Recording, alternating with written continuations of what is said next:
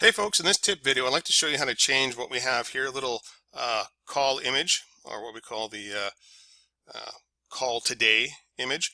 It slides in as you scroll down the page. Now you may want to change this out for something else, but it made sense to have an image like this in sort of a call section or a phone section of your page. But if you want to change it or remove it, let me show you how to do that. Let's just go into our index page, and I'm going to scroll or flip over to the design view for a second and scroll right down to the bottom of the page. Control Shift I to get rid of the visual aids. There we go, and scroll on down here. Okay, let's get to that section right here, this image right here.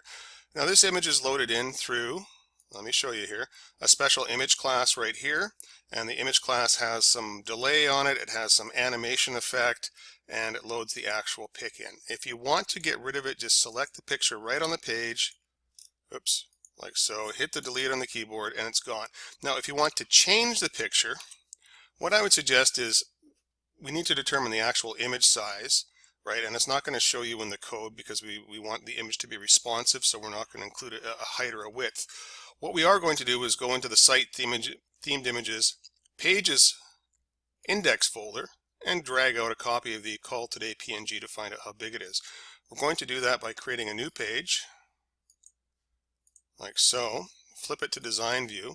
I'm going to go into my site and my themed images and my pages and my index folder right here, and there's the call today picture. I'm just going to drag that out, drop it, and flip over to the code view for a second, and the image size is 219 by 209. So I would suggest you create a replacement image of approximately the same size. You can do whatever you want, and it may work or may not work that well for your web page. It depends on how much content you have in that section. Right, but anything taller and it's going to sort of bust out or not, completely show itself, or anything shorter, it might look too small. Totally up to you though. But if you want to replace it, that's the image to replace. We've taken a picture and we've sort of cut out the surrounding background so it looks really good on the page itself. It doesn't have any nasty jaggedy bits. So if you're going to replace it, I would suggest you go to like some sort of a photo repository or online photo and see if you can get one that's pre-cut out. A lot of pictures are already done in PNG format that are pre-cut out for you. Solid stock art, that is the place to go. I'm going to fire up Firefox here for a second. Solid stock art. Okay. Right here, solidstockart.com. This is the place that we get the majority of our pictures because the licensing is fantastic, and they have a great selection, and the price is stupidly cheap compared to a lot of other places.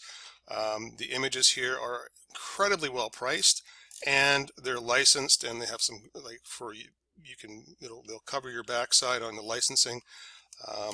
And you can use them for all sorts of resale, distribution, all that sort of stuff. Anyways, long story short, that's just a couple of tips there on changing that picture.